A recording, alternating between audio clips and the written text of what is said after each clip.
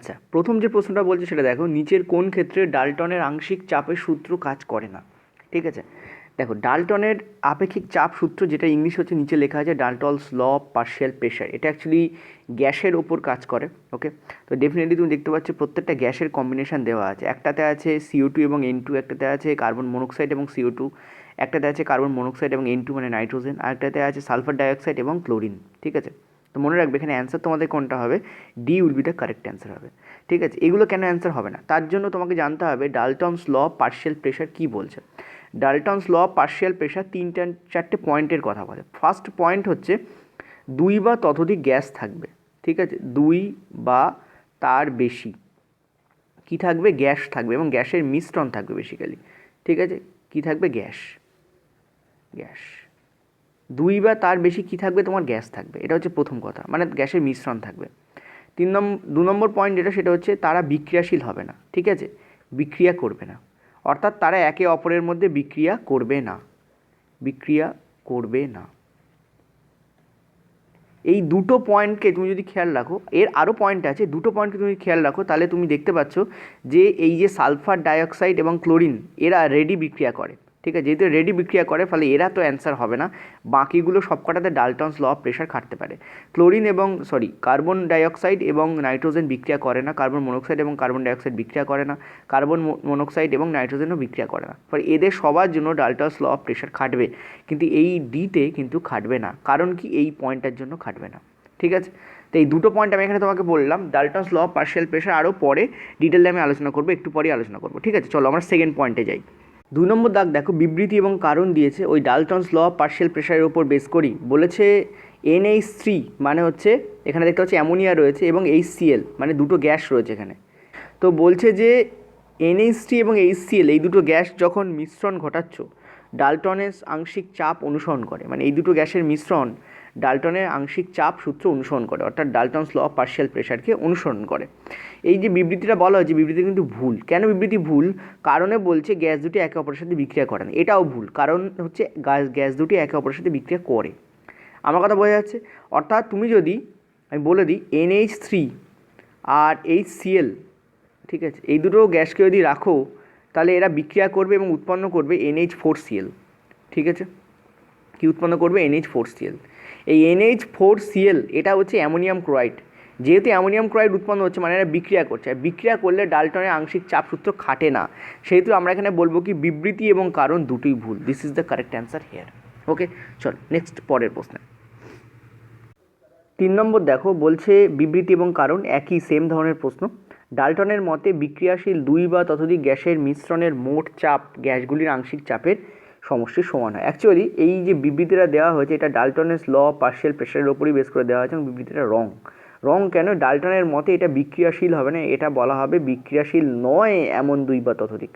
যদি হতো তাহলে কারেক্ট হতো। এটা কী হতো, যদি বলতো বিক্রিয়াশীল নয় এমন দুই বা ততোধিক, যদি এটা বলতো তাহলে কারেক্ট হতো। এখন যদি আমি PDF এটা রাখি, আর কেউ যদি ভিডিওটা না দেখে, সে ভাববে আমি হয়তো বিবৃতিটাকে ইনকারেক্ট করে দিয়েছি, কারণ এই লালটা লিখেছি তাই।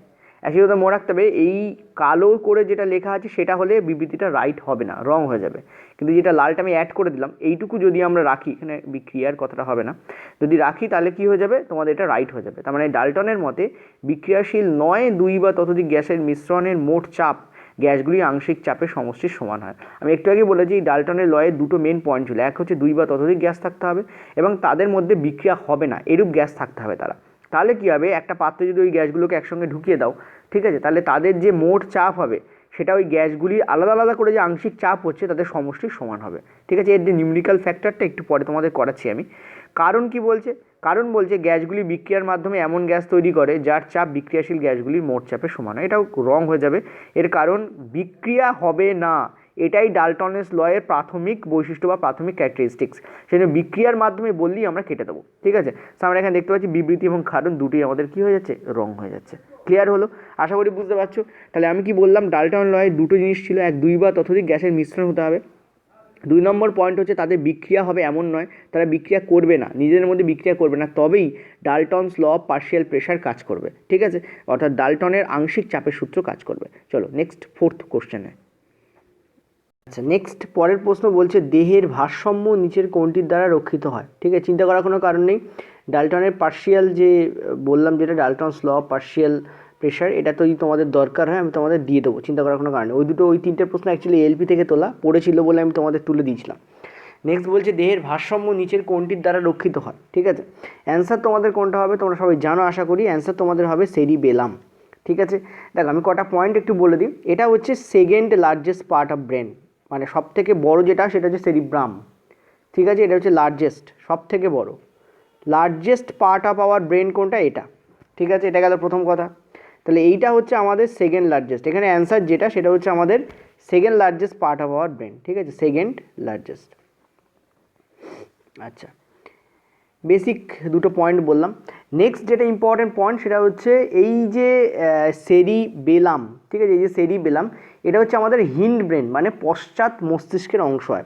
আমি যদি এখানে তিনটে ভাগ তোমাদের একটু করে দিই তাহলে তোমাদের হয়তো সুবিধা হবে, ঠিক আছে। ফোর ব্রেন বা সম্মুখ মস্তিষ্ক, ঠিক আছে, ফোর ব্রেন।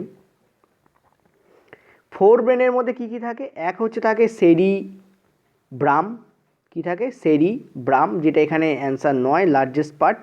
আর দুই তোমাদের যেটা থাকে সেটা হচ্ছে তোমাদের অ্যাকচুয়ালি তিনটে পার্ট থাকে, হাইপোথ্যালামাস আর থ্যালামাস, ঠিক আছে, আমি হাইপো বলে লিখছি, আর থাকে থ্যালামাস, ঠিক আছে। আচ্ছা, এবার যদি আমি লিখি আমাদের মিড ব্রেন, মধ্য মস্তিষ্ক, মিড বলি ছেড়ে দিচ্ছি। মিডের দুটো পার্ট থাকে, একটা হচ্ছে তোমাদের টেকটাম, আর নেক্সট যেটা থাকে আমি এখানেই লিখে দিচ্ছি সেটা হচ্ছে তোমাদের ট্যাগমেন্টাম, ঠিক আছে। একটু বানানগুলো খেয়াল রাখবে, ট্যাগমেন্টাম, ঠিক আছে। হয়তো তোমাদের অসুবিধা হতে পারে বানানগুলো একটু এদিক ওদিক হয়। আর একটা যেটা থাকে সেটা হচ্ছে তোমাদের হিন্ড ব্রেন বা পশ্চাৎ মস্তিষ্ক। রেলের পরীক্ষায় কিন্তু এই হিন্ড বলেই দিয়ে দেয়, হিন্ড ব্রেন বলেই দিয়ে দেয়। এর আবার তিনটে পার্ট থাকে, একটা হচ্ছে সেরিবেলাম যেটা এখানে অ্যান্সার, ঠিক আছে, সেরিবেলাম। নেক্সট যেটা থাকে সেটা হচ্ছে মেডুলা, অ্যাকচুয়ালি পন্স আগে থাকে, ঠিক আছে। আর একটা যেটা থাকে সেটা হচ্ছে মেডুলা, সেরিবেলাম, পন্স এবং মেডুলা অবলাঙ্গাটা যার ফুল ফর্ম মেডুলা, ঠিক আছে। ক্লিয়ার হয়েছে আশা করি, ডবল এল হয়, ঠিক আছে। তো এই হচ্ছে তোমাদের তিনটে পার্ট থাকে, একটা হচ্ছে forebrain, midbrain and hindbrain, ঠিক আছে।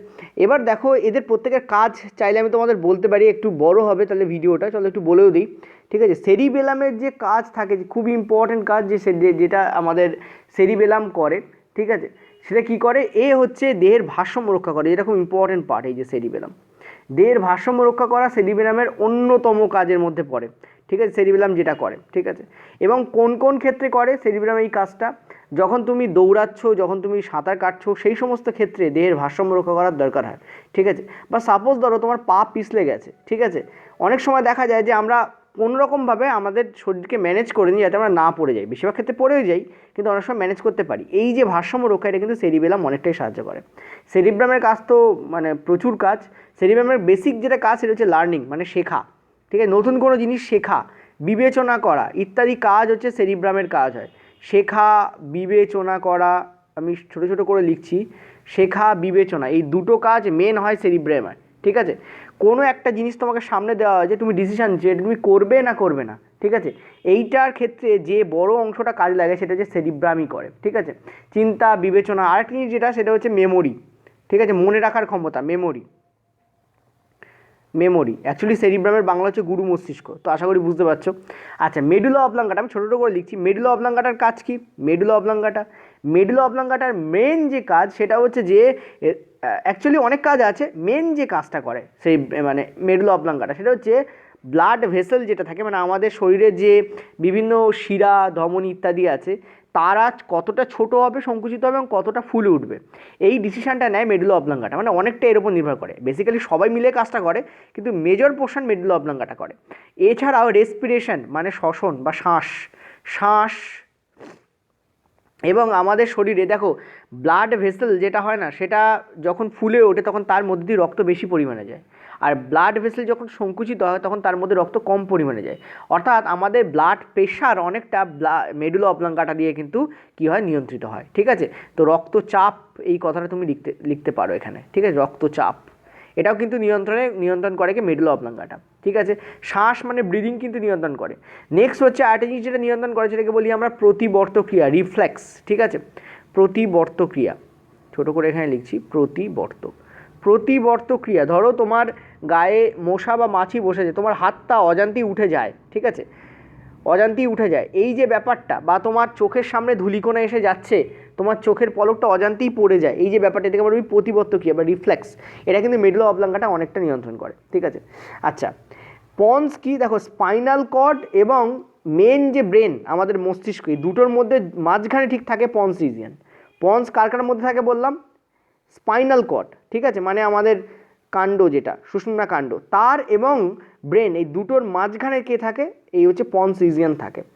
এর যে কাজ, মেনলি এর কাজও অনেকটা মেডুলা অবলাঙ্গাটার সঙ্গে মিক্স খায় বলতে পারো বা ম্যাচ হয়, সেটা হচ্ছে শ্বাস প্রশ্বাস, এও শ্বাস নিয়ন্ত্রণ করে অনেকটা, রেসপিরেশন বা ব্রিদিং নিয়ন্ত্রণ করে, এটা 1 নম্বর কথা গেলে, একটু আস্তে আস্তে বলছি।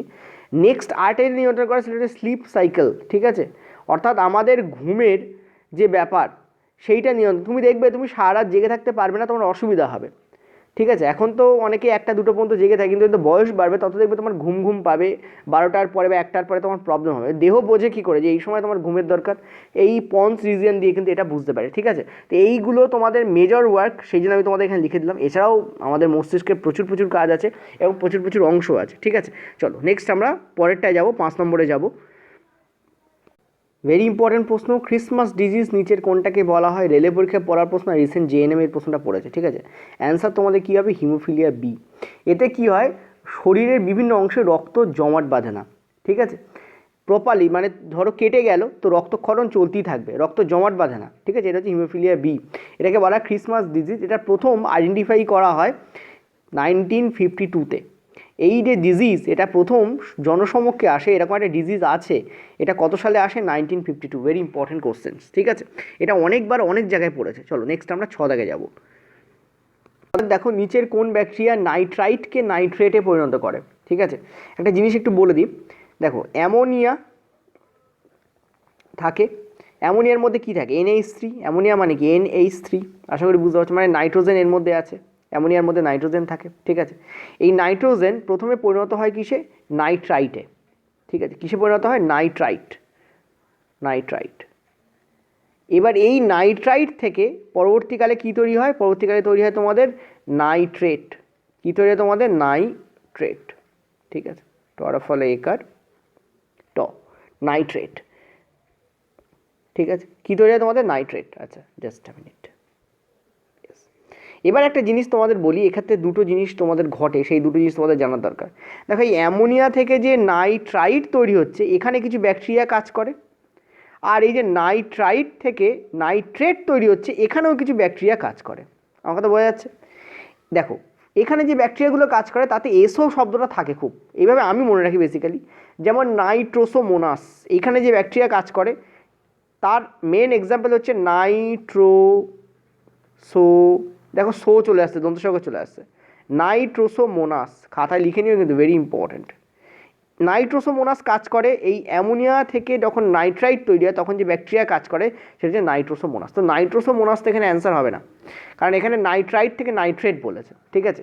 নেক্সট যেটা কাজ করে, যেটা খুব ইম্পর্টেন্ট, সেটা হচ্ছে নাইট্রো কথাটা তোমাদের ম্যাচিং থাকবে এর সঙ্গে, যেমন নাইট্রো, ঠিক আছে, নাইট্রো, তারপর কি থাকবে? দন্তস্বর্গ সো, নাইট্রোসো, নাইট্রোসোস্পিরা, দন্তের শয়পয়া হস্যি রয়াকার, নাইট্রোসোস্পিরা। যদি আমার হাত লাগা না বুঝতে পারে, হাত লাগা খুবই খারাপ, না বুঝতে পারলে তারা কী করে, তারা জাস্ট আমার উচ্চারণটাকে ফলো করে। প্রথমটা লিখেছে নাইট্রোসোমোনাস, দ্বিতীয়টা আমি লিখেছি নাইট্রোসোস্পিরা, ঠিক আছে। নেক্সট যেটা তোমরা অনেকে এর নামটা জানো সেটা হচ্ছে নাইট্রোসোকক্কাস, ঠিক আছে, নাইট্রোসো, এছাড়া আরও আছে কিন্তু এই তিনটে হচ্ছে ফেভারিট, নাইট্রোসোকক্কাস, ক কয় কয় আকার দন্তের স, ঠিক আছে, নাইট্রোসোকক্কাস। তাহলে আমি কি বললাম? অ্যামোনিয়া থেকে যখন নাইট্রাইটে যায় তখন তিনটে ব্যাকটেরিয়া কাজ করে, কে কে? নাইট্রোসোমোনাস, মানে তিনটে, মানে আমি তিনটেই নয়, এছাড়া আরও আছে, ঠিক আছে। এরা মূলত নাইট্রোসোমোনাস, নাইট্রোসোস্পিরা, নাইট্রোসোকক্কাস। ক্লিয়ার হলো? এবার নাইট্রাইট থেকে নাইট্রেটে যে কটা, দেখো বেসিক্যালি কী হয়, আমি চাইলে তোমাদের অ্যান্সার বলে দিয়ে চলে যেতে পারি, ভিডিওটা 1 লম্বা শেষ হয়ে যাবে, ঠিক আছে, কিন্তু মুশকিল হয় কি, অনেকেই এর ব্যাখ্যা চায়। এখান থেকে যখন আমরা এখানে যাচ্ছি তখন এক্ষেত্রে তিনটে ব্যাকটেরিয়া কাজ করে, এক্স্যাক্টলি আমি এখানে লিখে দিচ্ছি, যদি তোমার এখানে ছোটো বাচ্চাদের, এখানে আমি তোমাদের প্রিন্ট আউট করে লিখে দিই, তিনটে ব্যাকটেরিয়া কাজ করে, ঠিক আছে। কোন তিনটে ব্যাকটেরিয়া কাজ করে এই খোপের মধ্যে তোমাদের লিখে দিচ্ছি, তাহলে বেসিক্যালি ক্লিয়ার হবে। প্রথম যেটা কাজ করে, ঠিক আছে, একটা দুটো তিনটে ব্যাকটেরিয়া মেনলি কাজ করে। প্রথম যেটা কাজ করে, এদের আবার নাইট্রোসো দন্ত সহায়কর কথাটা থাকে না, শুধু নাইট্রো থাকে। প্রথম যেটা কাজ করে, যেটা এখানে অ্যান্সার হবে, সেটা হচ্ছে নাইট্রোব্যাক্টর। কী হবে? নাইট্রোব্যাক্টর। বয়জফল আকার কয়টা আমি বারবার বলছি, হাত লেখা খারাপ, তোমরা বুঝে লিখে নাও, ঠিক আছে? নাইট্রোব্যাক্টর। নেক্সট যেটা কাজ করে সেটা হচ্ছে নাইট্রোকক্কাস। এখানে কি লিখেছিলাম? নাইট্রোসোকক্কাস। এখানে কি লিখছি আমি? নাইট্রোকক্কাস, ঠিক আছে? দন্ত সহায়কটা থাকে না এখানে, নাইট্রোকক্কাস, ঠিক আছে? আচ্ছা, নেক্সট যেটা কাজ করে সেটা হচ্ছে তোমাদের নাইট্রোস্পিরা। মানে ওখানে আমি নাইট্রোসোস্পিরা লিখেছিলাম, দেখো নিচে দেখো, আর এখানে আমি কি লিখছি? নাইট্রোস্পিরা। দন্ত সহায়কটা থাকবে না। তো নামগুলো মনে রাখা টাফ হয় কিছু না, কিন্তু একটু এদিক ওদিক হলে কিন্তু একটার ঘাড়ে একটা চলে যাবে, ঠিক আছে? তো নাইট্রোসোব্যাক্টর একটু মনে রাখবে, এই নামগুলো খুব ইম্পর্টেন্ট। নাইট্রোসোব্যাক্টর, নাইট্রোসোস্পিরা, নাইট্রোসোকক্কাস কাজ করে যখন অ্যামোনিয়া থেকে নাইট্রাইট হয়, আর যখন নাইট্রাইট থেকে নাইট্রেটে যায় তখন কিন্তু নাইট্রোব্যাক্টর দন্ত সহায়কটা থাকে না, নাইট্রোকক্কাস এবং নাইট্রোস্পিরা কাজ করে। তো তুমি বুঝতে পারছো অ্যান্সার এখানে কোনটা হবে? A will be the correct answer here. Clear? চলো নেক্সট পরের প্রশ্নে। পরের প্রশ্ন, নিচের কোন পর্যায়ে ডিএনএ ডুপ্লিকেট হয়? দেখো এখানে যে কটা দশা লেখা আছে এগুলো হচ্ছে তোমাদের সেল ডিভিশন বা কোষ বিভাজনের দশা, ঠিক আছে? প্রথমে যে দশাটা দেখা যায় সেটা হচ্ছে আমাদের G1 দশা, ঠিক আছে? তারপর যে দশা দেখা যায় সেটা হচ্ছে আমাদের S দশা। তারপর যে দশা দেখা যায় সেটা হচ্ছে তোমাদের G2 দশা। নেক্সট যে দশা দেখা যায় সেটা হচ্ছে আমাদের M দশা, এবং M দশার পরে আবার আমাদের G1 দশা দেখা যায়। কিন্তু অনেক কোষ কী হয়, তারা এই G1 দশা থেকে বেরিয়ে সরাসরি S দশাতে যায় না, তারা একটা দশাতে ঢুকে যায় যেটাকে আমরা বলি G0 দশা। এই G0 দশা কি? এই দশা হচ্ছে এমন একটা দশা যে দশাতে তোমার কি হয়, যে কোষ বিভাজিত হয় না, একটু রেস্টিং মোডে থাকে, আরাম নেয়, মানে বলে আমি কোনো কাজ করবো না, আমি চুপচাপ বসে থাকবো। এই দশাটাকে আমরা বলি G0 দশা, ঠিক আছে? এটা মনে রাখবে। আর এখানে অ্যান্সার কোনটা হবে? এখানে অ্যান্সার তোমাদের হবে S দশা, ঠিক আছে? S দশাতে কী হয়? ডিএনএ ডুপ্লিকেট হয়। তো এস দশা here will be the correct answer, এবং এটা খুব ইম্পর্টেন্ট অ্যান্সার, মানে কোশ্চেন্স অ্যাকচুয়ালি। এবং এই এস দশাকে বলা হয় সিনথেসিস দশা। এসের যে পুরো কথা সেটা হচ্ছে সিনথেসিস, ঠিক আছে? সিনথেসিস ফেজ, সিনথেসিস ফেজ, ঠিক আছে? PHASE। ওকে, এটা গেল প্রথম কথা। আরেকটা জিনিস বলে দিই, যে এম দশা আমি লিখেছি, এম দশার না দুটো ভাগ হয়। একটাতে কি হয়, নিউক্লিয়াসকে ডিভাইড করে, ঠিক আছে? সেটাকে আমরা বলি মাইটোসিস, ঠিক আছে? মাইটোসিস। আর একটাতে কী হয়, সাইটোপ্লাজমকে ডিভাইড করে, এটাকে আমরা বলি সাইটোকাইনেসিস, ঠিক আছে? এর দুটো পার্ট হয়, সাইটোকাইনেসিস। এটাতে কি করে, সাইটোপ্লাজম ডিভাইড করে, লিখেও দিচ্ছি সাইটোপ্লাজম, ঠিক আছে? সরি সাইটোপ্লাজম, ঠিক আছে? আর এটাতে কি হয়, নিউক্লিয়াস ডিভাইড হয়, নিউক্লিয়াস বলেই আমি লিখলাম, ঠিক আছে? তো এটা তোমাদের মনে রাখতে হবে। অ্যান্সার এখানে কোনটা হবে? S দশা will be the correct answer. এর উপর আমার ভিডিও আছে, ফ্রি ভিডিও আছে, বায়োলজি ফ্রি ভিডিওতে তোমরা দেখতে পাবে, যেখানে দেখবে কোষ ডিভিশন, সেল ডিভিশন বলে একটা ভিডিও আছে, আর দেখবে এখানে আমি ডিরেক্ট আলোচনা করেছি, ডিটেলস আলোচনা করা আছে, ঠিক আছে? চলো আর দেখে যাব। মস্তিষ্কের কোন অংশটিকে বার্তা কেন্দ্র হিসেবে কাজ করে? মস্তিষ্কের কোন অংশ? ঠিক আছে, খুব ইম্পর্টেন্ট প্রশ্ন। স্টুডেন্টরা কোথায় কোথায় গোলায়? হাইপোথ্যালামাস আর থ্যালামাসের মধ্যে গোলায়। অ্যান্সার কিন্তু তোমাদের হবে থ্যালামাস, ঠিক আছে? রিলে সিস্টেম, ঠিক আছে? রিলে সেন্টার বলে এটাকে মানে ইংলিশে বলা হয়, অনেক সময় রেলের পরীক্ষায় রিলে সিস্টেম বলেও দিয়ে দেয়, বা রিলে সেন্টার বলেও কিন্তু দিয়ে দেয়, ঠিক আছে? Answer will be here thalamus, not hypothalamus, মনে রাখবে, ভীষণ ইম্পর্টেন্ট কিন্তু। হাইপোথ্যালামাস বেসিক্যালি কী করে, যে মোটর নিউরন থাকে, ঠিক আছে, আর যে সেন্সারি নিউরন থাকে তাদের মধ্যে যোগ সাধন করে, ঠিক আছে? এবং রিলে হিসেবে কাজ করে। যে মোটর নিউরন আর যে সেন্সারি নিউরন থাকে, ঠিক আছে, নিউরন মানে স্নায়ুকোষ, তাদের মধ্যে কী করে, যোগ সাধন করে, ঠিক আছে? বেসিক্যালি কী করে, যে এর যে সেরিব্রাল কর্টেক্স থাকে, ঠিক আছে? সেরিব্রাল কর্টেক্স কার অংশ? সেরিব্রামের অংশ। এই সেরিব্রাল কর্টেক্স, ঠিক, মেডুলা অংশ নয়, কর্টেক্স, এই কর্টেক্স অংশের সাথে যোগ সাধন করে কার? অন্য যে সাবকর্টিক্যাল এরিয়াগুলো থাকে সেই সাবকর্টিক্যাল এরিয়াগুলোর সাথে যোগ সাধন করে। অ্যাকচুয়ালি এই পার্টটা না এত ইজি নয় যে আমি একটুখানি একটা 5 মিনিট বললাম আর তোমরা বুঝতে পারলে, ঠিক আছে। এই পার্টটার জন্য তোমাদের হিউম্যান ব্রেনের বিভিন্ন অংশের কাজ এবং তার অংশগুলোর ব্যাপার জানার দরকার। এই আর বায়োলজি আমাদের পেড ভার্সনে আছে, তোমরা জানো। তো আমি যতটা সম্ভব আমি যখন তোমাদের এমসিকিউ দিই তো পুরোটাই প্রায় বলার চেষ্টা করি, ঠিক আছে, যতটা সম্ভব। এখানে মোটামুটি এইটুকু জানলে তোমাদের হয়ে যাবে। মানে পরীক্ষার সময় যে টার্মগুলো ইউজ হবে, যে টার্মগুলোর উপর বেস করে কোশ্চেন্স হতে পারে, সেগুলো হচ্ছে এই টার্মগুলো। যে মোটর এবং সেন্সারি যে নিউরন আছে তাদের মধ্যে রিলে সিস্টেম হিসেবে কোনটা কাজ করে, এটা কোশ্চেন্স হলে অ্যান্সার হবে থ্যালামাস। সেরিব্রাল কর্টেক্স এবং সাবকর্টিক্যাল এরিয়ার মধ্যে কারা যোগ সাধন করে, কে যোগ সাধন করে, অ্যান্সার হবে তোমাদের থ্যালামাস, ঠিক আছে। আর হাইপোথ্যালামাস বেসিক্যালি কী করে, হাইপোথ্যালামাসের একটা মেন পার্ট হচ্ছে পিটিউটারি অর্গান বা পিটিউটারি গ্রন্থি। ওই পিটিউটারি গ্রন্থি দিয়ে কিন্তু প্রচুর হরমোন খরিত হয়, ঠিক আছে। তো যদি বলো যে এটা রেলের প্রশ্ন পড়েছিল যে হরমোন কেন্দ্র বলতে নিচের কোনটাকে বোঝানো হয় বলে অপশান দেওয়া ছিল, সেখানেও থ্যালামাস আর হাইপোথ্যালামাস ছিল, তখন কিন্তু অ্যান্সার হবে তোমাদের হাইপোথ্যালামাস, ঠিক আছে। এই ছোটো ছোটো পয়েন্টগুলো একটু খেয়াল রাখবে। চলো নেক্সট পরের পার্টে। আচ্ছা, পরের প্রশ্ন, ক্রোমোজোমের শেষ প্রান্তের কাছে সেন্ট্রোমিয়ার অবস্থান করলে তাকে কি বলা হয়। দেখো এর আগে আমি একটা জিনিস বলে দিই, কটা ছবি এঁকে দিই, তাহলে একদম তোমাদের পরিষ্কার ক্লিয়ার হয়ে যাবে, ঠিক আছে। চলো যেটার নাম তার আগেই সেটার কাছে সেই ছবিটা আঁকি, বা আগে চলো আমি মেটাসেন্ট্রিকটা এঁকে নিই, তাহলে তোমাদের বেটার বুঝতে সুবিধা হয়। মেটাসেন্ট্রিকগুলো কেমন হয়, এই হচ্ছে সেন্ট্রোমিয়ার মাঝখানে থাকলো এবং যতটা ওপরে আছে ততটাই ঠিক নিচে থাকে, ঠিক আছে, অর্থাৎ একদম মাঝখানে। মেটাসেন্ট্রিকের ক্ষেত্রে কি একদম মিডিলে অবস্থান করে সেন্ট্রোমিয়ার, ঠিক আছে। সেন্ট্রোমিয়ার কোথাও অবস্থান করে একদম মিডিলে, দেখতে পাচ্ছ, মেটাসেন্ট্রিক বলে এটাকে, ঠিক আছে। আর একটা থাকে অ্যাক্রোসেন্ট্রিক। অ্যাক্রোসেন্ট্রিক কাকে বলা হয়, অ্যাক্রোসেন্ট্রিকের ক্ষেত্রে কী হয়, এই ব্যাপারটাই যে বললাম একদম মিডিলে, এটা মিডিলে থাকে না, ওপরে দুটো ছোটো ছোটো এরকম দেখা যায়, আর নিচেরগুলো কি হয় বেশ বড় বড় হয়, একদম বড় বড়, দেখতে পাচ্ছ, ওপরে দুটো ছোটো ছোটো আর নিচের দুটো বেশ বড় বড়, এরকম যখন থাকে। বা চলো এই ছবিটাকে একটু ক্লিয়ার রাখি, নইলে অসুবিধা হচ্ছে তোমাদের, একটু ওপর দিকে করে দিই, এইরকম থাকে। আর এর নিচের পার্টটা হেভি লম্বা হয়, এক্ষেত্রে এরকম থাকে এবং নিচের পার্টটা হেভি লম্বা হয়, ঠিক আছে। তুমি দেখতে পাচ্ছ একদম মিডিলে কিন্তু সেন্টিমিয়ার নেই। সেন্টিমিয়ার কোনটা, এই যে গোল বলের মতো পার্ট দিচ্ছি মাঝখানে, ঠিক আছে, যেটাকে আমি ব্ল্যাক এন্ড করে দিচ্ছি বা বলতে পারো ডিপ করে দিচ্ছি, সেটা হচ্ছে সেন্টিমিয়ার। তো দেখতে পাচ্ছি এই ধরনের যে ফিগার, এটাকে আমরা বলি অ্যাক্রোসেন্ট্রিক। আর এই যে দুটো আমি দুপাশে দুটো হাত মতো আঁকছি, এটাকে বলা হয়, তোমরা জানো হয়তো, সিস্টার ক্রোমাটিড বলা হয়, ঠিক আছে। সিস্টার ক্রোমাটিড কেন, এরা বোনের মতো থাকে, একে অপরের সাথে যুক্ত থাকে বোনের মতো, ঠিক আছে। সিস্টার ক্রোমাটিড বলা হয়, বা ধরে রাখতে পারো ক্রোমাটিড তন্তু এগুলো, ঠিক আছে। আচ্ছা, টেলোসেন্ট্রিক কাকে বলা হয়, টেলোসেন্ট্রিক তাকে বলা হয়, এরকম থাকলে তাকে টেলোসেন্ট্রিক বলা হয়। ক্রোমাটিডগুলো কি একদম মাথায় অবস্থান করে, কোথাও অবস্থান করে একদম মাথায়, সরি ক্রোমাটিড বলছি, সেন্ট্রোমিয়ার একদম মাথায় অবস্থান করে, এটা হচ্ছে আমাদের টেলোসেন্ট্রিক। আর একটা হয় যেটাকে আমরা বলি সাবমেটাসেন্ট্রিক, যেটা এখানে দেওয়া নেই, অপশানে নেই, ঠিক আছে, সাবমেটাসেন্ট্রিক, ঠিক আছে। সাবমেটাসেন্ট্রিকের ক্ষেত্রে কী হয়, এই যে দেখো মেটাসেন্ট্রিক আর সাবমেটাসেন্ট্রিক, বুঝতে পারছো উচ্চারণের একটা মিল আছে। তার মানে মেটাসেন্ট্রিকটা একেবারে মিডিল হয়, সাবমেটাসেন্ট্রিকটা কী হয়, একেবারে মিডিল হয় না, মানে প্রায় মিডিলে থাকে। যদি আমি পুরো এই পার্টটাকে ধরি, ঠিক আছে, তাহলে এরম জায়গায় কোথাও অবস্থান করে, মানে মিডিলে নয়। এবার এটার সঙ্গে অ্যাক্রোসেন্ট্রিক গুলি যেতে পারে, কারণ আমি ফিগারটাও সেরকম করে আঁকতে পারিনি, ঠিক আছে। আমি তোমার চলো ধরো এই একটা লাঠি আছে, এদিকে একটা লাঠি আছে, বেসিক্যালি তো এরকমই দেখায়, আমি মোটা মোটা আঁকছি, মোটা তো থাকে না। এবার এটা দেখো একদম মিডিলে আছে। এই সাবমেটাসেন্ট্রিকের ক্ষেত্রে কী হয়, মিডিল নয়, প্রায় মিডিলে থাকে। তো এই দুটোকে আর একটু বাড়িয়ে দাও, ঠিক আছে, দেখতে পাচ্ছ প্রায় মিডিলে, ঠিক আছে, প্রায় মিডিলে এইরকম থাকে অনেকটা।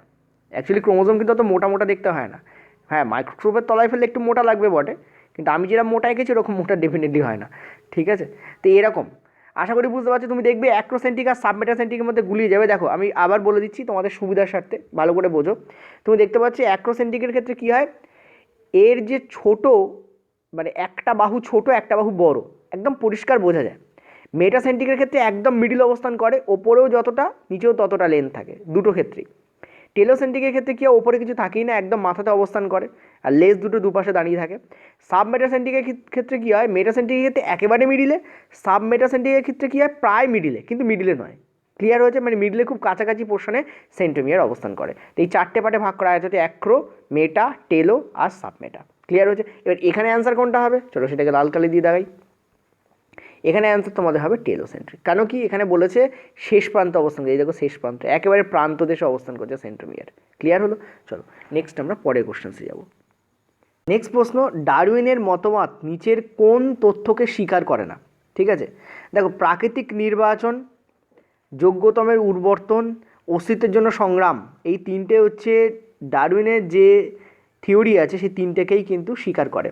এই অর্জিত বৈশিষ্ট্য will be the correct answer, কারণ অর্জিত বৈশিষ্ট্য উত্তরাধিকার এটা কিন্তু তোমাদের ডারউইনের তত্ত্ব নয়, এটা হচ্ছে লামার্কের তত্ত্ব। কার তত্ত্ব এটা? এটা হচ্ছে লামার্কের তত্ত্ব। ঠিক আছে, লামার্ক বানানটা একটু খতমটো, তো আমি বাংলায় লিখছি তোমাদের।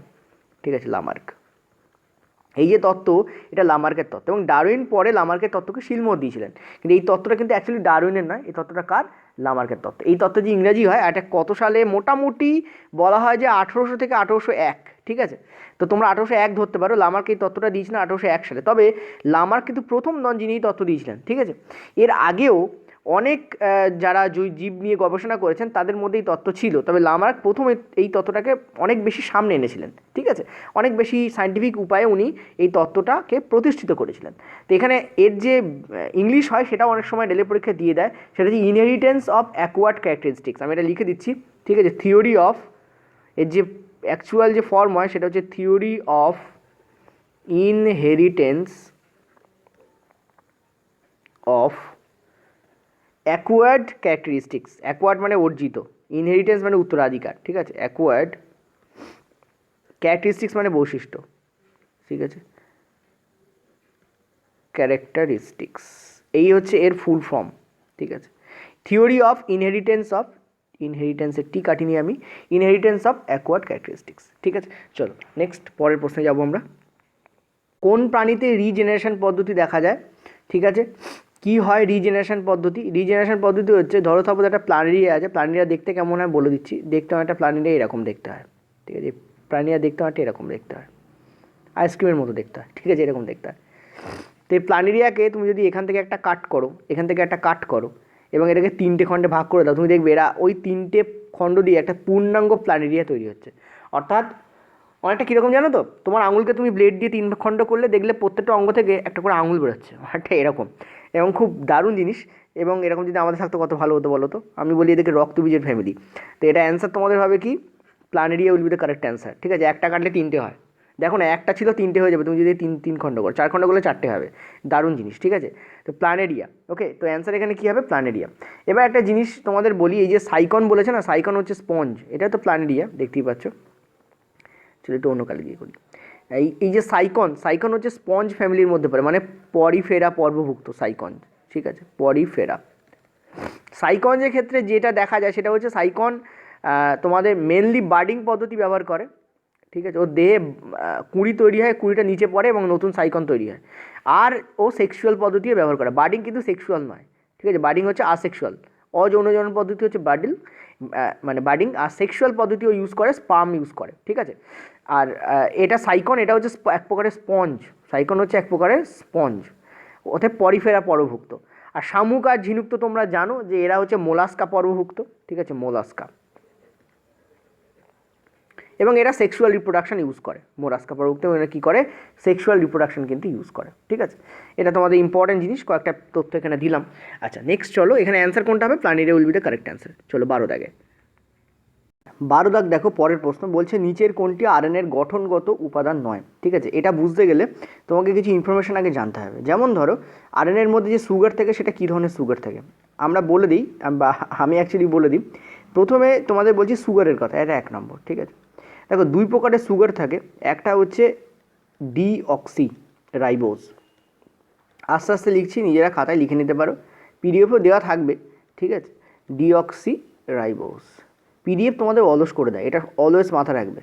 পরে পড়ার চক্করে পরে পড়তে পারবে এই লোভে পিডিএফ তোমাদের অলস করে দেয়, আবার তোমার মস্তিষ্ককে কী করে? উইক করে দেয়। ঠিক আছে, যে পরে পড়তে তো পারবো, ওকে চলো খাতায় জমা রাখি। ফ্রিজে খাবার রাখা আর পেটে খাবার থাকার মধ্যে যতটা পার্থক্য, ঠিক আছে, পিডিএফে উপাদান রাখা, মেটেরিয়াল রাখা আর মাথায় মেটেরিয়াল রাখার মধ্যে ততটা পার্থক্য। যাই হোক, ডিঅক্সি রাইবোজ আর আরেকটা হচ্ছে রাইবোজ। ঠিক আছে, আরেকটা হচ্ছে কি? রাইবোজ। ওকে, তো এই যে ডিঅক্সি রাইবোজ আর একটা রাইবোজ, এই রাইবোজ থাকে আরএনএর মধ্যে। ঠিক আছে, ওর ওপরের প্রথম অপশানটাকে চেক করো, বলা রয়েছে রাইবোজ শর্করা। তো এটা তো আমাদের আরএনএর মধ্যে থাকবে। এখানে বলা রয়েছে কোনটা উপাদান নয়, এটা তো আরএনএর মধ্যে আছে, মানে এটা আরএনএর উপাদান। ঠিক আছে, নেক্সট আমি তোমাদের যেটা করেছি এটা খুব ইম্পর্টেন্ট। ঠিক আছে, 2 ধরনের বেস থাকে, ঠিক আছে, দুই প্রকারের বেস কিন্তু থাকে।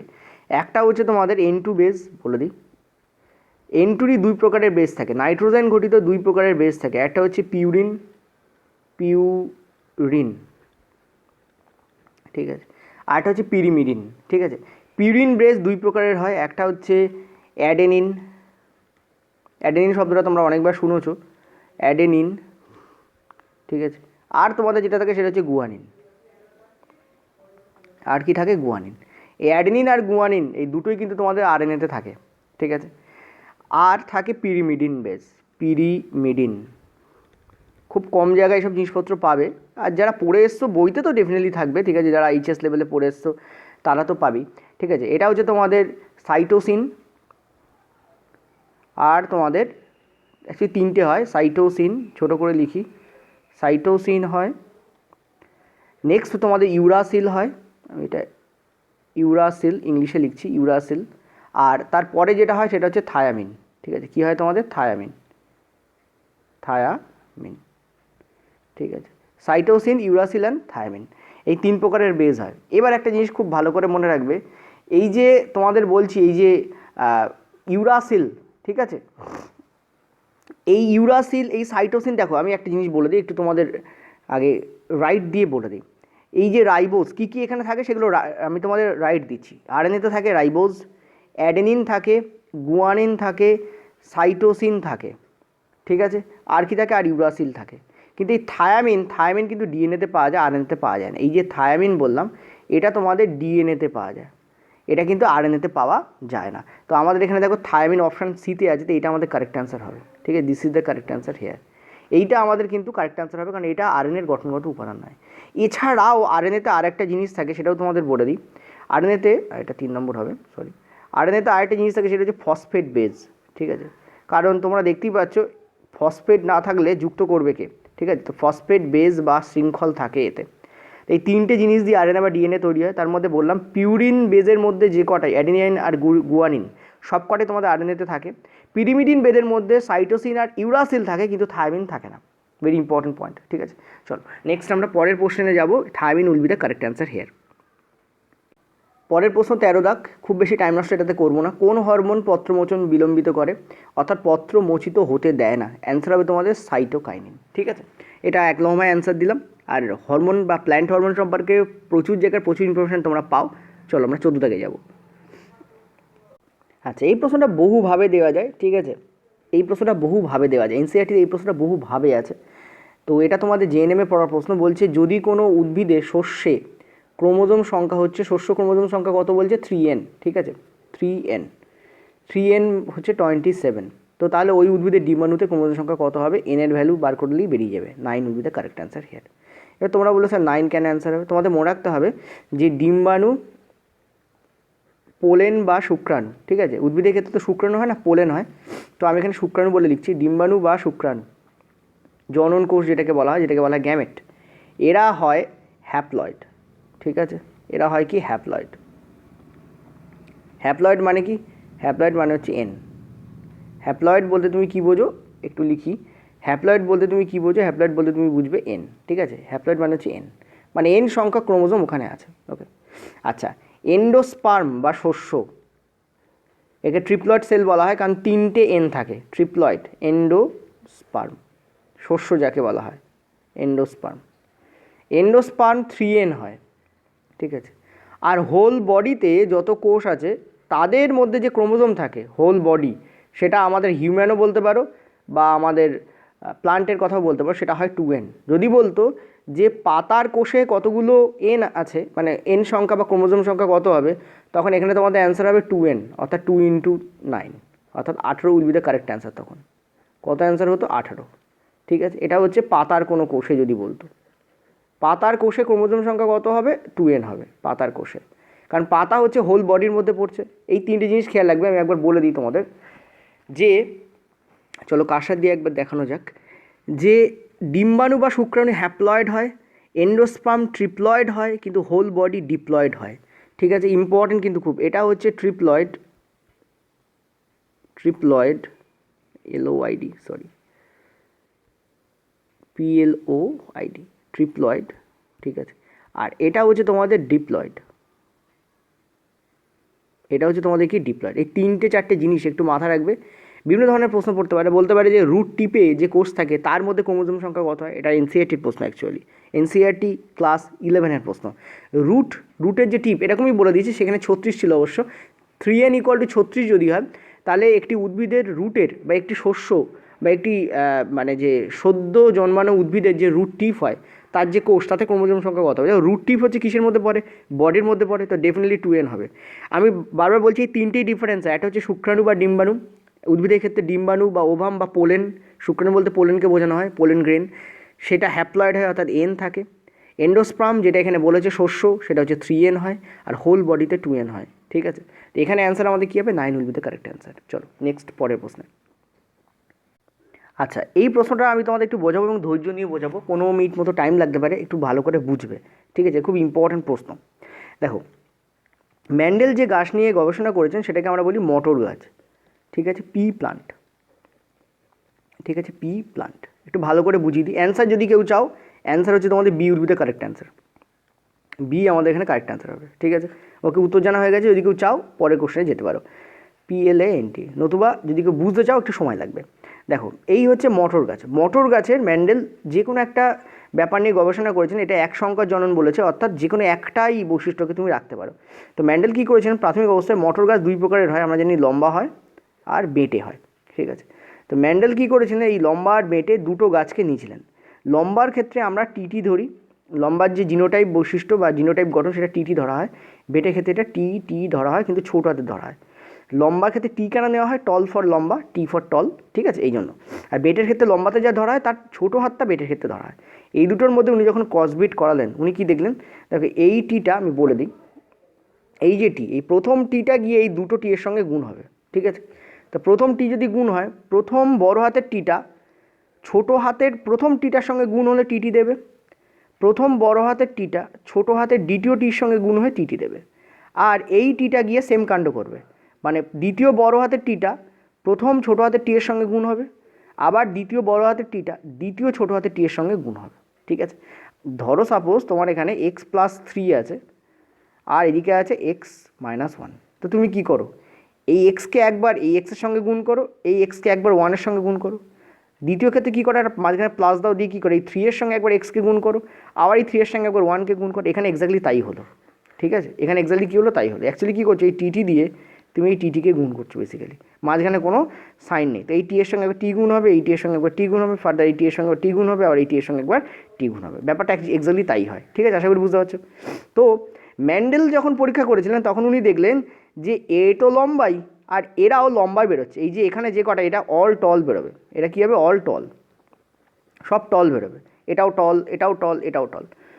তো কেন এটা হয়, দেখো তুমি দেখতে পাচ্ছ এ তো ডবল টি আছে, দুটো টি আছে। আচ্ছা, দুটো টি নেওয়া হয় কেন জানো, আমি একটু আগে তোমাদের বললাম যে পুরো বডি আমাদের কী হয়, ডিপ্লয়েড হয়। ডিপ্লয়েড বলতে কী বোঝো, 2n বোঝো। আর যদি আমরা গ্যামেটের কথা বলি, ঠিক আছে, গ্যামেটের কথা বলি, গ্যামেট কী হয়, হ্যাপ্লয়েড হয়, ঠিক আছে। হ্যাপ্লয়েড বলতে কি, n হয়, মানে পুরো বডি যা গ্যামেট তার হাফ হবে, আমার কথা বোঝা যাচ্ছে। এবার এই যে লম্বা বলছি, লম্বা মানে বডিটা লম্বা, ওই জন্য 2n বলে ডবল টি, দুটো টি। এখানে n বলতে কী বোঝায়, n মানে n+n তো না, 2n কখন হবে, n+n হলে 2n হবে, নাহলে তো n² হয়ে যাবে গুণ করলে। তো তুমি দেখতে পাচ্ছ এখানে অ্যাকচুয়ালি ওরমভাবে হয় না, বাট তোমাদের আইডিয়া দেওয়ার জন্য বলছি। এই যে বডিটা তো লম্বা, বডিতে 2n থাকে মানে দুটো টি, এখানে বেটে বডি, ওই জন্য দুটো টি, কিন্তু ছোটো হাতের। এবার এর থেকে যখন গ্যামেট বেরোবে, এর থেকে গ্যামেট কী কী বেরোতে পারে, এর থেকে যখন গ্যামেট বেরোবে কী বেরোবে, বড় হাতের একটা টি, এদিকে বড় হাতের একটা টি। এখান থেকে যখন গ্যামেট বেরোবে কী বেরোবে, হাফ হয়ে যাবে না, বড় হাতের একটা টি, সরি ছোটো হাতে একটা টি, ছোটো হাতে একটা টি। এই দুটো টি এর মধ্যে কী হয়, এখানে ক্রসবিট করানো হয়। আমি সেটা এক লাইনে করে দিয়েছি, ব্যাস আর কিছু না, ঠিক আছে। আশা করি বুঝতে পারছো। ওই জন্য আমরা যখন বডিকে লিখি তখন যাই লিখবো না কেন সেটাকে ডবল করে লিখতে হয় পিওর জেনারেশন হলে। আর F1 জেনারেশনে যেটা বেরোবে সেটা, এইটা হচ্ছে আমাদের F1 জেনারেশন, ক্রসবিট করানোর পর এটা F1 জেনারেশন বেরিয়েছিল। এবার আমরা যদি F1 জেনারেশনে দুটোকে নিই এবং তাদের মধ্যে যদি ক্রসবিট করাই, তৈরি হবে আমাদের F2 জেনারেশন। তো এক্ষেত্রে কী করবো, দেখি এক্ষেত্রে একটা আমাদের টি বেরোচ্ছে কিন্তু একটা ছোটো হাতের টিও বেরোবে, এক্ষেত্রেও তাই একটা টি বেরোচ্ছে কিন্তু আমাদের ছোটো হাতের টি বেরোবে, ঠিক আছে।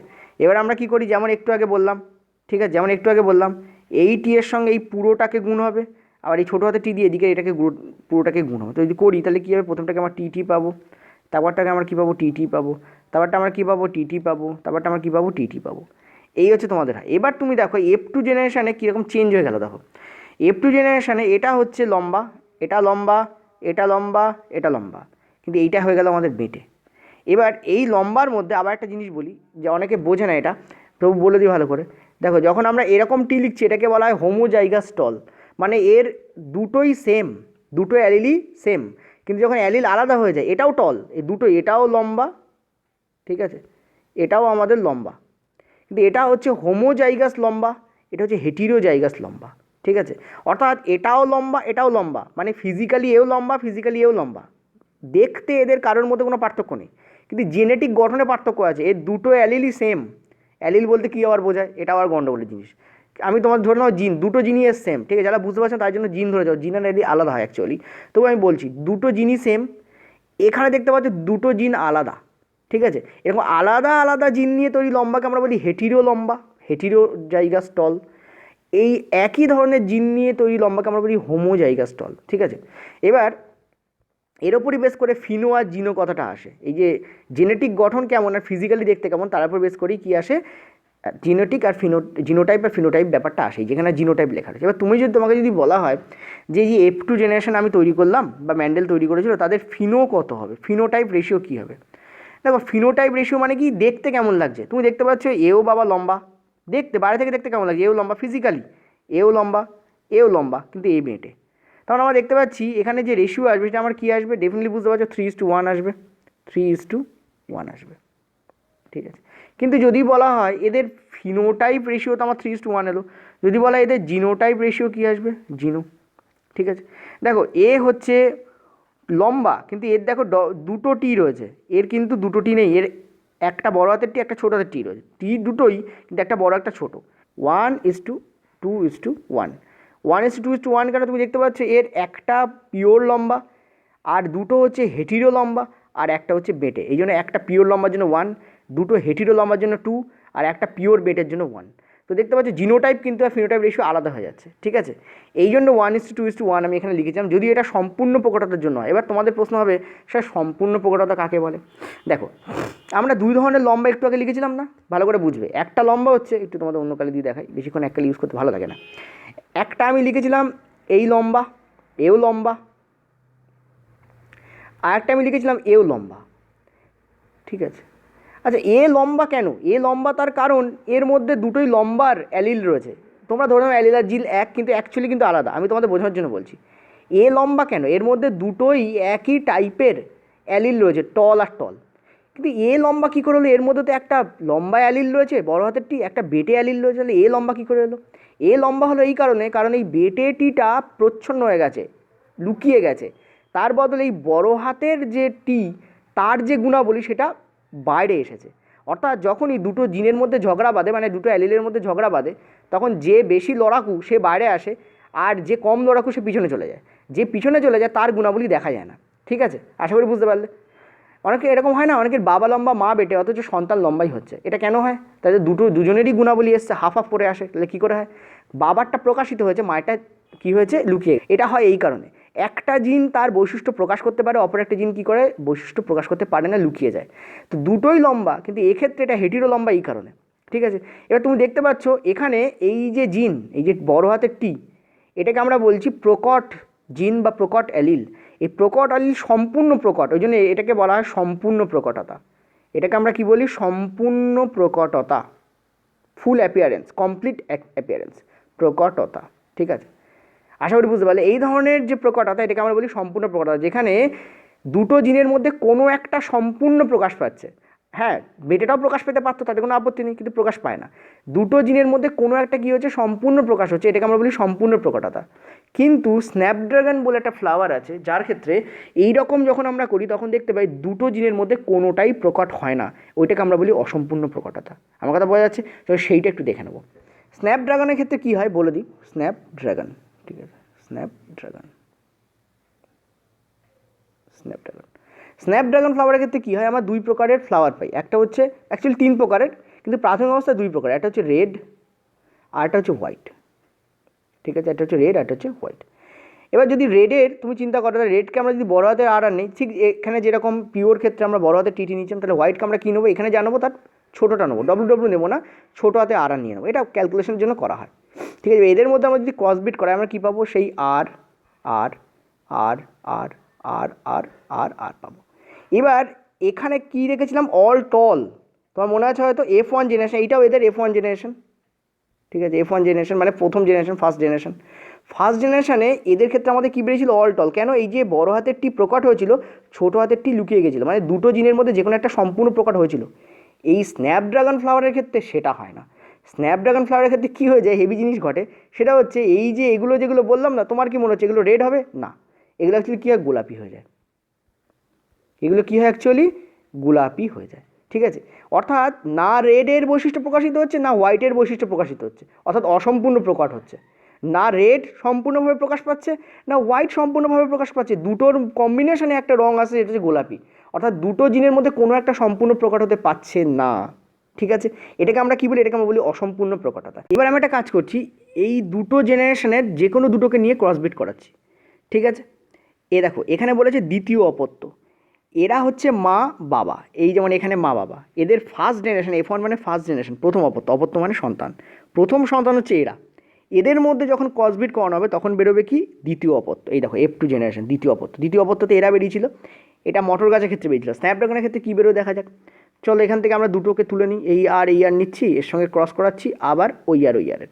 তো কী হয়, বেসিক্যালি আমি একটু আগে তোমাদের কী বললাম, এই বড় হাতের আর দিয়ে এই দুটোর মধ্যে গুণ হবে, তো এই আর দিয়ে একবার এই বড় হাতের আরকে গুণ হবে, আর এই বড় হাতের আর দিয়ে একবারই ছোটো হাতের আরকে গুণ হবে। তো কী নেবো আমরা, বড় হাতের আর নেবো, আর বড় হাতের আর ছোটো হাতের আর নেবো। সেকেন্ড বার কী হবে, এই ছোটো হাতের আর দিয়ে এই বড় হাতের আরকে একবার গুণ হবে, এই ছোটো হাতের আর দিয়ে একবার এই ছোটো হাতের আরকে গুণ হবে। তো কী নেবো আমরা, এই আর নেবো, আর এইদিকে আমরা আর হয়ে যাবে, ঠিক আছে। তো তুমি দেখো এখানে তুমি যখন দেখতে পাচ্ছি, এটাও তো ক্লিয়ার রেড বেরোচ্ছে, এই দেখো রেড, এই লাস্টটা তো ক্লিয়ার হোয়াইট বেরোচ্ছে, এই দেখো হোয়াইট, কিন্তু এই মাঝখানে এই দুটো কী বেরোচ্ছে, গোলাপি বেরোচ্ছে, কারণ আমি জানি স্ন্যাপড্রাগনে তো রেড বেরোয় না, গোলাপি বেরোয়, ঠিক আছে। এরকম গোলাপি বেরোচ্ছে, ওকে। তো আমরা কি দেখতে পাচ্ছি, যে এর যে ফিনোটাইপ, যদি আমি এখানে লিখতে চাই ফিনোটাইপ রেশিও আমার কী বেরোবে, জাস্ট এ মিনিট, যদি আমি এখানে লিখতে চাই যে এদের ফিনোটাইপ আমার কী বেরোবে, P ফর ফিনোটাইপ আমার কী বেরোবে, দেখো একটা রেড 1, ফিনোটাইপ মানে কি, যা দেখতে পাচ্ছি আমি, ঠিক আছে। দুটো গোলাপি 2, আর একটা সাদা 1। আর যদি তুমি জিনোটাইপ নাও তাও তোমার এই সেমই বেরোবে, কারণ জিনোটাইপে দেখতে পাচ্ছি ডবল আর আছে, এই দুটোতে মিক্সড আপ আছে, এই দুটোতে আবার ছোটো হাতের আর আছে, তো 1:2:1ই বেরোবে, অর্থাৎ ফিনোটাইপ আর জিনোটাইপ সেম বেরোয়, ঠিক আছে। তো এখানে তোমাদের বলেছে অসম্পূর্ণ প্রকটনের ক্ষেত্রে দ্বিতীয় অপত্য, এই দেখো দ্বিতীয়, এটা হচ্ছে F2 জেনারেশন, এই যে জেনারেশনটা আমি তৈরি করলাম এটা হচ্ছে F2 জেনারেশন। এই F2 জেনারেশনের ক্ষেত্রে তোমাদের জিনোটাইপ রেশিও কী হবে, 1:2:1 হবে, এই যে 1:2:1, তো অ্যান্সার আমাদের কোনটা হবে, এটা আমাদের কারেক্ট অ্যান্সার হবে, ঠিক আছে। এটা আমাদের কী হবে, কারেক্ট অ্যান্সার হবে। কেন হলো, এই হচ্ছে তোমাদের এক্সপ্লেনেশন। দেখো শর্ট কোশ্চেন্স হতে পারে, কিন্তু তার পেছনে যে থিওরি থাকে সেটা বিশাল বড়। ইনফ্যাক্ট হয়তো এখানেও অনেকে বুঝতে পারেনি, অনেকে বললো স্যার আরেকবার বুঝিয়ে দিন। ব্যাপারটা কী হয়, তোমাদের এটা আরেকবার বোঝাতে পারি, বাট তোমরা ভিডিওটাকে রিওয়াইন্ড করে আরেকবার দেখো, নাহলে অনেক টাইমটা নষ্ট হবে, ঠিক আছে, প্রচুর টাইম আরেকবার নষ্ট হবে। তোমরা আগে ভিডিওটা রিওয়াইন্ড করে দেখো, ভিডিও শেষ হওয়ার পরে তো তোমরা আবার রিওয়াইন্ড করে দেখতে পাবে, 2-3 বার দেখো, আমার আশা করি 2-3 বার যদি দেখো, আর যদি বোঝার মতো মেন্টালিটি তোমাদের থাকে যে বুঝবো স্যার, বুঝেই ছাড়বো, তবে তোমরা ডেফিনেটলি বুঝতে পারবে, অসুবিধা কিছু হবে না। ক্লিয়ার হলো, ওকে। চল নেক্সট পরের প্রশ্নে। আচ্ছা, নেক্সট পরের প্রশ্ন, ব্লাড ব্যাঙ্কে রক্ততঞ্চন রোধ করতে নিচের কোনটা ব্যবহার করা হবে, ঠিক আছে। অ্যান্সার তোমাদের হবে সোডিয়াম সাইট্রেট। অ্যাকচুয়ালি কী হয়, রক্ত তঞ্চিত হওয়ার জন্য ক্যালসিয়াম আয়ন দরকার হয়, ঠিক আছে, কিন্তু এই সোডিয়াম সাইট্রেট কী করে, ক্যালসিয়াম আয়নের সঙ্গে বাইন্ড হয়ে যায়, ফলে ক্যালসিয়াম আয়ন অ্যাভেলেবেল থাকে না, যার ফলে কী হয়, রক্ততঞ্চন রোধ হয়ে যায়। ব্লাড ব্যাঙ্কে দেওয়া রক্ত যদি জমে যায় তাহলে সেই রক্ত পরে কাজ লাগানো যাবে না, ওই জন্য রক্ততঞ্চন রোধ করা হয়, ব্লাড ব্যাঙ্কে এরকম রক্তকে সঞ্চিত রাখা হয় বা কালেকশন করা হয়, ঠিক আছে। তো অ্যান্সার তোমাদের কী হবে, সি এখানে কারেক্ট অ্যান্সার হবে। একটু স্পিডে করি কারণ ওইখানে অনেকটা টাইম আমি ইনভেস্ট করেছি। চলো নেক্সট প্রশ্নগুলো একটু তাড়াতাড়ি করাবো।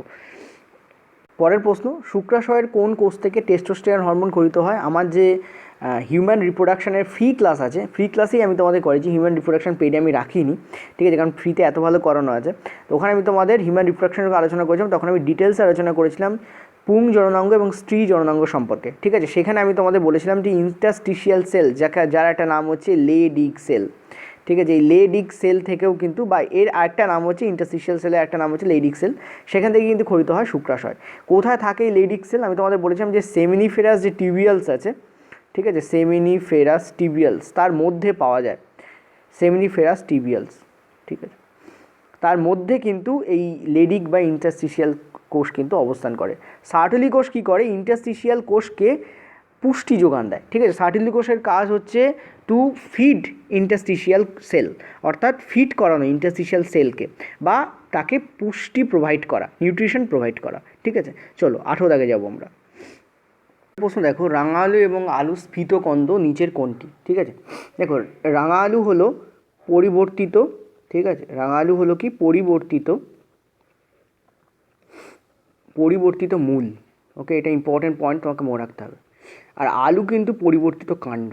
ঠিক আছে, আলু কিন্তু পরিবর্তিত কাণ্ড, মডিফাইড স্টেম। ঠিক আছে, পরিবর্তিত কাণ্ড। সো দুটোর, আশা করি বুঝতে পারছো যে দুটোর যে সৃষ্টি সেটাতে পার্থক্য আছে। দেখো সমবৃত্তীয় এর যে ইংলিশ হয় সেটা হচ্ছে, আমি একটু লাল কালি ইউজ করি, সমবৃত্তীয় এর যে ইংলিশ হয় সেটা হচ্ছে অ্যানালোগাস। ঠিক আছে, অনেক সময় অ্যানালোগাস শব্দ দিয়েও রেল দিয়ে দেয়, অ্যানালোগাস, GOUS। ঠিক আছে, আর এই সমস্ত এর যে ইংলিশ হয় সেটা হচ্ছে হোমোলোগাস। এটা দিয়েও ইংলিশ দিয়ে দেয়, এটা হচ্ছে ভেস্টিটিভ, এটা হচ্ছে ট্রান্সপ্লান্টেড। তো এই দুটো আমাদের এখানে ইউজফুল হবে না, কাজে লাগবে না। এই দুটোর মধ্যে কোনো একটা অ্যান্সার হবে, A আর B। এখানে অ্যান্সার তোমাদের কী হবে, B অ্যান্সার হবে। আচ্ছা, B অ্যান্সার কেন হবে? তাহলে there is a difference between homologous and analogous organ. Homologous মানে সমস্ত, অ্যানালোগাস মানে হচ্ছে সমবৃত্তীয়, দুটোর মধ্যে ডিফারেন্স ডেফিনেটলি আছে। দেখো হোমোলোগাস অর্গান আমরা কাকে বলি, যাদের ক্ষেত্রে গঠন, যে সমস্ত অর্গানের গঠন হচ্ছে এক, ঠিক আছে, কিন্তু কাজ আলাদা। আমি একটু ছোট করে লিখি, আমি জানি তোমরা খাতা পেন ইউজ করলে বেটার হবে। ঠিক আছে, কাজ আলাদা, গঠন এক। ঠিক আছে, এটা হচ্ছে হোমোলোগাস অর্গান। অ্যানালোগাস অর্গান কি? অ্যানালোগাস অর্গান হচ্ছে ঠিক এর উল্টোটা, গঠন আলাদা। ঠিক আছে, মানে যেখান থেকে উৎপত্তি হচ্ছে, গঠন এবং উৎপত্তি দুটোই আলাদা, উৎপত্তিও আলাদা হয় এদের। ঠিক আছে, উৎপত্তি আলাদা, কিন্তু এদের যেটা এক, সেটা কি এক, সেটা হচ্ছে কাজ এক। যেমন রাঙা আলুর যে টিউবার, স্ফীতকন্দ ইংরাজি হচ্ছে টিউবার, ঠিক আছে, বা তুমি কন্দ বলতে পারো। তো রাঙা আলুর স্ফীতকন্দ আর আলু স্ফীতকন্দের কাজ কিন্তু এক। কী করে? খাবার এরা স্টোর করে রাখে। ঠিক আছে, রাঙা আলু স্ফীতকন্দ আর আলু স্ফীতকন্দ দুটোই কী করে? খাবারকে স্টোর করে। ঠিক আছে, দে আর ইউজ টু স্টোর ফুড। তো কাজ এদের এক, কিন্তু উৎপত্তি আলাদা। একটা হচ্ছে মূল থেকে উৎপন্ন, একটা হচ্ছে কাণ্ড থেকে উৎপন্ন হয়। তো অ্যান্সার আমাদের কী হবে? সমবৃত্তীয় অঙ্গ, এটা আমাদের অ্যান্সার হবে। ঠিক আছে, এর ওপর আমি আরও আলোচনা করব নেক্সট যে ক্লাস আমাদের আসবে, তারপর আমি তোমাদের এর ওপর প্রচুর প্রশ্ন রেল দিয়েছে বিগত বছরে, তো এই ধরনের প্রশ্ন আমি আলোচনা করব এই 500 সিরিজের মধ্যে। ঠিক আছে, তো আমি চাইবো যে তোমরা এই যে WB এক্সাম পোর্টাল এটাকে সাবস্ক্রাইব করে রাখতে পারো, কারণ এই ধরনের কোশ্চেন্স আমরা আলোচনা করি। ঠিক আছে, চলো আমরা 19 দাগে যাব। পরের প্রশ্ন 19 দাগ, কোন হরমোন অমরা থেকে খরিত হয় না? অমরা ইংরাজি হচ্ছে প্লাসেন্টা। ঠিক আছে, প্লাসেন্টা, এমব্রায়ো থেকে প্লাসেন্টার উৎপত্তি হয় এবং এটা হিউম্যান রিপ্রোডাকশনের পার্ট। স্ত্রী দেহে প্লাসেন্টা তৈরি হয়। অ্যান্সার তোমাদের হবে লিউটিনাইজিং হরমোন। লিউটিনাইজিং হরমোন খরিত হয় পশ্চাৎ পিটুইটারি থেকে বা অ্যান্টেরিয়ার পিটুইটারি থেকে। ঠিক আছে, পশ্চাৎ পিটুইটারি থেকে লিউটিনাইজিং হরমোন খরিত হয়, অ্যান্টেরিয়ার পিটুইটারি থেকে, পিটুইটারি। ওকে, তো এটা তোমাদের অ্যান্সার হবে না। আচ্ছা, এই সিজির পুরো কথা কি? এটা হচ্ছে হিউম্যান, এটা অনেক সময় পড়ে যায়, হিউম্যান, ঠিক আছে, কোরিওনিক গোনাডোট্রফ, ঠিক আছে, গোনাডোট্রফ, হিউম্যান কোরিওনিক গোনাডোট্রফ, এটা তোমাদের এর ইংলিশ হয়। ঠিক আছে, এটার পুরো কথা আর কি, হিউম্যান কোরিওনিক গোনাডোট্রফ। HCG, ইস্ট্রোজেন এবং প্রোজেস্ট্রন, এই তিনটেই কিন্তু অমরা বা প্লাসেন্টা থেকে খরিত হয়। যেখানে লিউটিনাইজিং হরমোন, যেটা কর্পাস লিউটিয়ামের ওপর ক্রিয়া করে, সেই হরমোনটা কিন্তু খরিত হয় পশ্চাৎ পিটুইটারি থেকে। চলো নেক্সট আমরা 20 দাগে যাব। লজ্জাবতী গাছের পাতার চলন নিচের কোনটি? আমরা সবাই জানি যে লজ্জাবতী গাছ, টাচ মি নট, যার ইংলিশ নেম হচ্ছে মিমোসা। তো মিমোসা ট্রিয়ের যে বৈশিষ্ট্য যেটা হয় সেটা হচ্ছে ওর পাতার গায়ে হাত ছোঁয়ালেই কী হয়? পাতাগুলো গুটিয়ে যায়, লজ্জাবতী বলা হয়। ঠিক আছে, সিসমোন্যাস্টি, এর যে ইংলিশ হয় সিসমোন্যাস্টি। তো অ্যান্সার আমাদের কী হবে? স্পর্শব্যাপ্তি। প্রশ্ন দেখো, একটি বলকে সোজা উপরের দিকে ছুঁড়লে সেটি যখন সর্বোচ্চ উচ্চতায় পৌঁছায়, তোমরা জানো যে একটা বল যখন তার সর্বোচ্চ উচ্চতায় পৌঁছাচ্ছে, ঠিক আছে, এটা ধরো সর্বোচ্চ উচ্চতা, সেখানে ভি আমাদের কী হয়ে যায়? 0 হয়ে যায়। ঠিক আছে, অর্থাৎ গতিবেগ 0 হয়ে যায়। আর গতিবেগ যখন 0 তখন গতিশক্তি শূন্য তো হবেই, ঠিক আছে। কিন্তু স্থিতিশক্তি শূন্য হবে না, কারণ স্থিতিশক্তি যে মেজারমেন্ট হয় সেটা হচ্ছে m ইন্টু জি ইন্টু এইচ, ঠিক আছে। স্থিতিশক্তি মেজারমেন্ট কী হয়, m ইন্টু জি ইন্টু এইচ। তো m তো কখনো 0 হতে পারে না, g তো সর্বদা থাকবে, আর হাইট তো সর্বোচ্চ। সো এখানে স্থিতিশক্তি কী হবে, সর্বোচ্চ হবে, কারণ m আর g তো স্ট্যান্ড বাই, কিন্তু হাইট দেখো সর্বোচ্চ হয়ে যাচ্ছে। যেহেতু হাইট সর্বোচ্চ, সুতরাং এই গুণফলের যে মাত্রা আসবে বা যে ইকুয়াল টু হয়ে যে মান আসবে সেটাও তোমাদের সর্বোচ্চ হবে। সো স্থিতিশক্তি এখানে সর্বোচ্চ হবে, কিন্তু v0 হওয়ার জন্য গতিশক্তি শূন্য হয়ে যাবে। তো অ্যান্সার আমাদের কী হবে এখানে, C will be the correct answer. দেখো স্থিতিশক্তি সর্বাধিক এবং গতিশক্তি শূন্য, ঠিক আছে। চলো নেক্সট আমরা পরের প্রশ্নে যাব। প্রশ্ন বলছে একটি নির্দিষ্ট উষ্ণতায় 50 গ্রাম জলে 20 গ্রাম লবণ দ্রবীভূত হলে একটি সম্পৃক্ত দ্রবণ তৈরি করছে, তাহলে ওই উষ্ণতায় লবণের দ্রাব্যতা কত। দেখো দ্রাব্যতা সমান সমান আমরা কী জানি, দ্রাব্যতা ইংরেজি হচ্ছে সলিউবিলিটি, ঠিক আছে। দ্রাব্যতা সমান সমান আমরা কী জানি, আমরা জানি হচ্ছে সলিউট বাই সলভেন্ট, ঠিক আছে। সলিউটের যে তোমাদের গ্রামে থাকে সেটা বাই সলভেন্ট, ঠিক আছে। সলভেন্ট মানে এটা হচ্ছে লবণ এই ক্ষেত্রে, আর এটা হচ্ছে জল এই ক্ষেত্রে, ঠিক আছে। এক্ষেত্রে উপরটা হচ্ছে লবণ আর নিচেরটা হচ্ছে জল, ইনটু তোমাদের 100, এই হচ্ছে আমাদের ফর্মুলা দাঁড়ায়। তো এখান থেকে যদি আমরা করি, আমরা দেখতে পাচ্ছি লবণ আমাদের কত আছে, 20 আছে, নিচে আমাদের কত আছে, 50 আছে, ইনটু আমাদের কী হবে, 100 যাবে, ঠিক আছে। তো ক্যালকুলেট করলে, ঠিক আছে, ক্যালকুলেট করলে আমরা যে অ্যান্সার পাবো সেটা আমরা দেখতে পাচ্ছি 40 পাবো, 2 দিয়ে কাটছে, তো 20 ইন্টু 2 করলে আমরা কী পাই, 40। তো this is the correct answer. তো 40 will be the correct answer. মনে রাখবে দ্রাব্যতার কোনো একক হয় না, ঠিক আছে, কারণ ওপর নিচে লবণের যে গ্রাম আর জলের যে গ্রাম দুটো একে অপরকে ক্যান্সেল করে দেবে, সেই জন্য দ্রাব্যতার কোনো একক হয় না, দ্রাব্যতা অ্যাকচুয়ালি একটা পার্সেন্টেজ বলতে পারো, ঠিক আছে। চলো নেক্সট আমরা 23 থেকে যাব। পরের প্রশ্ন, একটি হিলিয়াম পরমাণুতে কী থাকে। দেখো হিলিয়ামের যে ভর সংখ্যা, ঠিক আছে, যে হিলিয়ামের যে ভর সংখ্যা বলতে আমরা কি বুঝি, প্রোটন প্লাস নিউট্রন সংখ্যা, ঠিক আছে। ভর সংখ্যা বলতে আমরা কি বুঝি, proton plus P plus N, proton plus neutron সংখ্যা, সেটা আমাদের কত হয়, সেটা আমাদের হয় 4, ঠিক আছে, 4 পয়েন্ট সামথিং, তো 4ই ধরা হয়। আর হিলিয়ামের যে পারমাণবিক সংখ্যা মানে প্রোটন সংখ্যা, ঠিক আছে। পারমাণবিক সংখ্যা বলতে কিন্তু ইলেকট্রন সংখ্যা নয়, পারমাণবিক সংখ্যা মানে অ্যাকচুয়ালি প্রোটন সংখ্যা। এখন যতগুলো প্রোটন ততগুলো ইলেকট্রন থাকে বলে ওটাকে ইলেকট্রন সংখ্যাও ধরে নেওয়া হয়, সেটা হচ্ছে আমাদের 2। তাহলে দেখো এখানে হচ্ছে পি আর এন আমাদের 4, আর এখানে হচ্ছে আমাদের পি আমাদের 2, তাহলে এর থেকে আমরা কী পেয়ে যাচ্ছি, এন আমাদের কত হবে, এন আমাদের 2 হবে, ঠিক আছে। আর আমরা জানি যতগুলো প্রোটন ইলেকট্রন আমাদের ততগুলোই থাকে, অর্থাৎ বেসিক্যালি আমরা দেখতে পাচ্ছি একটি হিলিয়াম পরমাণুতে 2টো প্রোটন আছে, 2টো ইলেকট্রন আছে, 2টো নিউট্রন আছে। This is the correct option here, ঠিক আছে। চলো নেক্সট আমরা 24 থেকে যাব। এখানে তোমাদের বলছে একটি লাল বর্ণের এক বর্ণী রশ্মি প্রিজমের মধ্য দিয়ে গেলে নিচের কোনটি সম্ভব। মনে রাখবে যখন এক বর্ণেরই রশ্মি প্রিজমের মধ্য দিয়ে যাচ্ছে তখন সেটা ডেফিনেটলি তোমাদের নিজস্ব পথ থেকে বিচ্যুত তো হবেই, ঠিক আছে, কিন্তু সেখানে কোনো রকম কোনো ডিসপারশান হবে না, অর্থাৎ 7টা রঙ এসে ভাঙবে না, কারণ তার মধ্যে একটাই আছে এবং এটা একবর্ণী বলে দিয়েছে, ঠিক আছে, মোনোক্রমিক, একবর্ণী ইংরেজি হয় মোনোক্রমিক। তো অ্যান্সার আমাদের কী হবে, এখানে একটি মাত্র লাল রঙের পটি পাওয়া যাবে। মানে ধরো সাপোজ এখানে একটা প্রিজম আছে, প্রিজমের তল দেখতে এরকম হয়, ঠিক আছে, এবং তার মধ্যে দিয়ে তুমি যদি একটা লাল রঙের রশ্মিকে পাঠাও তাহলে সেটা কী হবে, তার গতি অনুযায়ী সে বেঁকে তো ডেফিনেটলি যাবে, বেঁকবে, অবশ্যই বেঁকবে, ঠিক আছে, বেঁকে তো ডেফিনেটলি যাবে, কিন্তু লাল রঙই বেরোবে, অন্য কোনো রঙ বেরোবে না। আমার কথা বোঝা যাচ্ছে। সো বেঁকবে কিন্তু অন্য কোনো রঙ কিন্তু আসবে না, এটা হচ্ছে ইম্পর্টেন্ট পয়েন্ট এখানে। এটাকে অন্যভাবে প্রশ্ন করা যায়, নেক্সট দিন আমি যখন তোমাদের আরও 25টা প্রশ্ন আলোচনা করবো দেখবে আমি অন্যভাবে এই প্রশ্নটাকে দেবো, তখন দেখবে কতটা গোলায়, একই প্রশ্নকে অন্যভাবে দেওয়া যায়, ঠিক আছে। চলো নেক্সট আমরা লাস্ট প্রশ্ন 25 থেকে যাব। পরের প্রশ্ন দেখো কী বলেছে, একটি ছাত্র 10 মিটার প্রতি সেকেন্ড গতিবেগে সাইকেল চালিয়ে স্কুলে যাচ্ছে, সাইকেলে গেটের সামনে আসছে এবং এসে সে কী করছে, ব্রেক চাপছে, ঠিক আছে। সাইকেলটি 5 সেকেন্ডে থেমে যায়। যদি সাইকেল সমেত ছাত্রের ভর 50 কেজি হয় তাহলে সে কতটা বল প্রয়োগ করেছিল সাইকেলটাকে থামাতে। এখন এখানে বল বার করতে বলেছে, তো বল সমান সমান আমরা কী জানি, বল মানে ফোর্স ইকুয়াল টু আমরা কী জানি, ভর ইন্টু ত্বরণ, সবাই জানি আমরা ভর ইন্টু ত্বরণ, ঠিক আছে। তো মাস ইন্টু মাস ইন্টু অ্যাক্সলারেশন, ভর ইন্টু ত্বরণ, ক্লিয়ার হয়েছে।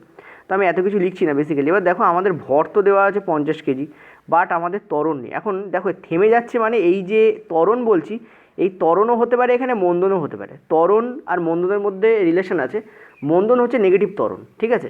তো এখানে ভর ইন্টু ত্বরণও বলতে পারো, ভর ইন্টু মন্দনও তুমি বলতে পারো, কিছু যায় আসবে না, ঠিক আছে, কিছু যায় আসবে না। ফোর্সের যে ফর্মুলা তুমি বইতে পড়ো তাতে ভর ইন্টু ত্বরণ লেখা থাকে, কিন্তু ত্বরণের বদলে মন্দনও আসতে পারে, কারণ মন্দন হচ্ছে নেগেটিভ ত্বরণ, ব্যাস আর কিছু না। তো বেসিক্যালি আমাদের কী দরকার, আমাদের মন্দন দরকার। থেমে যাচ্ছে মানে বেগ কমে যাচ্ছে, তবেই সে থামবে, ঠিক আছে। তো মন্দনের জন্য আমরা কী করব, অন্তিম বেগ ভি মাইনাস প্রাথমিক বেগ ইউ বাই আমাদের টি, এটা করলে আমরা কী পেয়ে যাবো, মন্দন পেয়ে যাবো। এটা ত্বরণের যে ফর্মুলা বা মন্দনের যে ফর্মুলা, ত্বরণের ফর্মুলা মন্দনের ফর্মুলা সেমই হয়, ঠিক আছে। তো আমরা এখানে কী দেখতে পাচ্ছি, ভি আমাদের কী হবে, জিরো। কেন জিরো, অন্তিম বেগ, সাইকেলটা থেমে গেছিলো মানে অন্তিম বেগ আমাদের জিরো হয়ে যাবে। আর প্রাথমিক বেগ ওপরে বলে দিয়েছে দেখো 10 মিটার প্রতি সেকেন্ড ছিল। টি আমাদের কত বলেছে, টাইম 5 সেকেন্ড। তো এখান থেকে আমরা কী পাচ্ছি, -2।